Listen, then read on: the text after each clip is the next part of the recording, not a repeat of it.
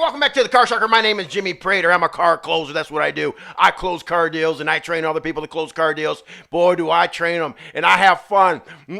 If you could ever experience a Car Sharker training session, you're going to love it. No homework, no busy work, none of that garbage, and we train right from the heart. That's how we train. We train right from the heart. Boy, I was at another dealership a couple weeks ago, and I asked the general manager, I said, hey, and I'm not going to name any names because you know who you are. You know you're foolish because I know what your sales records are. I know what your sales is. Your sales are...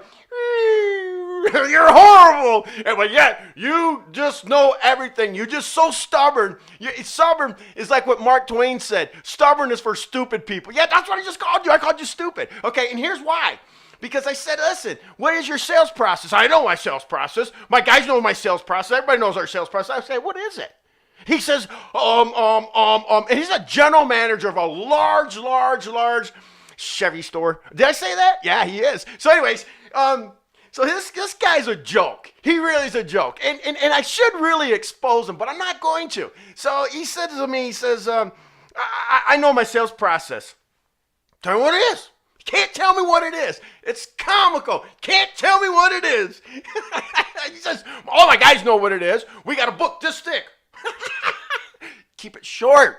You keep it short. You should be able to rattle it off. Boom, boom, boom, boom, boom. How do you overcome objections? I asked the guy. Oh, we have a lot of ways. We got another trainer that comes in from out of state, and he does this, he does that. He's really good. Okay, I understand that. You know what? You don't need a year's training. You don't need 6 months of training. You just need a few hours a week. That's all you need. And if you train the managers right, they can just be dynamite trainers themselves because they got to be trained on traditional sales processes. So you check this out.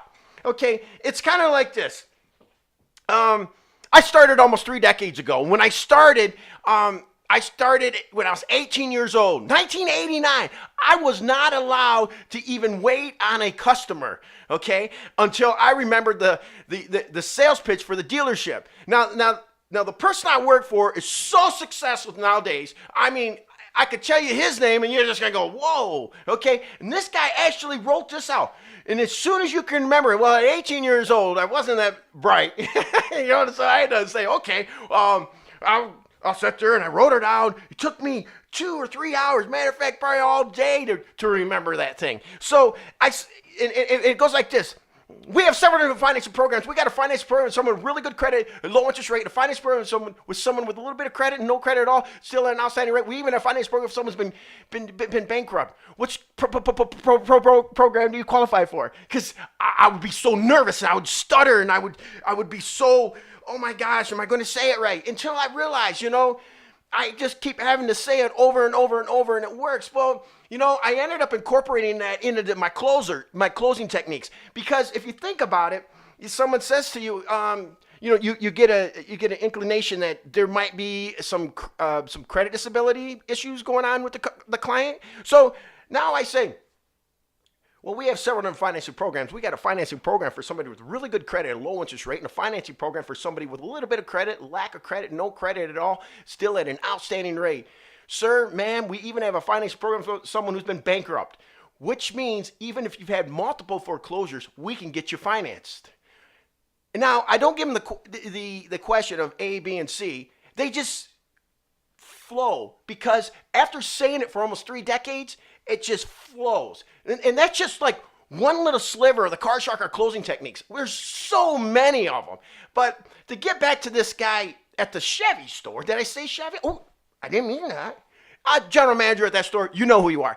You know, it goes right back to, oh boy, what's your sales process? What's your closing process?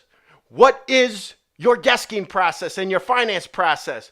Now, can we put it all in a blender and go beep and see if it can work out when we pour it and drink it? Because that's what it's all about.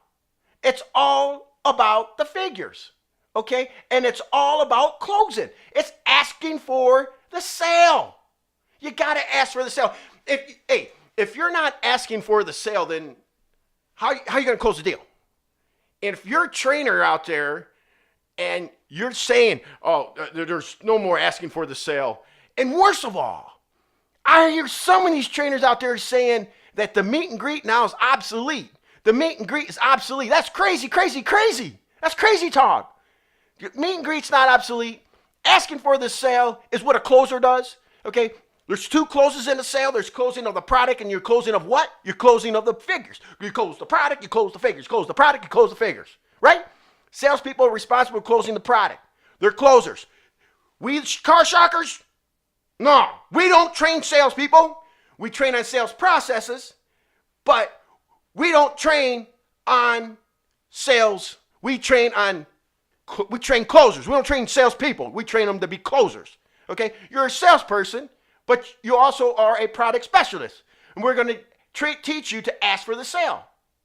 Maybe by getting to the end of your sales process with the client, you can look the client right in the eye and just simply say, hey, if the figures were absolutely agreeable, Mr. and Mrs. Customer, would you own and take delivery today? Think about that. If the figures were absolutely agreeable, would you own and take delivery of the vehicle today, sir, ma'am? I mean, it's just asking for the sale. Because you're asking if the figures are agreeable. All right, and then this is after you do your whole sales process, which is not that much. It shouldn't be that book, because if a salesperson can't rattle off the top of their head, then there's a problem. It's real short. Your sales process should just be just this is where it is. Now you can dissect each process all you want, but make it simple. I call them rules of engagement, because we have rules to engage the customer. Just like if you were in war, you have rules if you want to engage the enemy. Not to say that the customers are enemy, because they're our friend, they're putting money in our pocket. Don't get me wrong.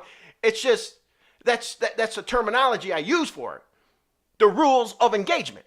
What is your rules of engagement for selling a car? What's your rules of engagement for desking a deal? What's your rules of engagement for closing a deal? What is your rules of engagement for finance? So everyone has a rule to follow. My name is Jimmy Prater. This is the Car Sharker. I'm excited. Let's go. Let's go make some money. Call us up. We're going to help you. If you got a book like that, and you're trying to train your salespeople, good luck keeping sales staff. It's not going to happen. It's not going to happen. You're going to have turnover. That's what's going to happen. You're turnover.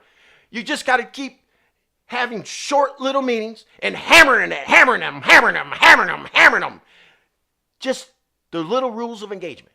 And if the general manager doesn't know what the rules of engagement, yeah, out of there. And you know what?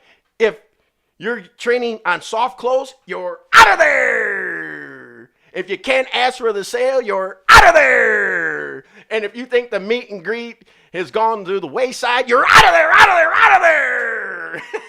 All right. Hey, do yourself a favor. Now go close something.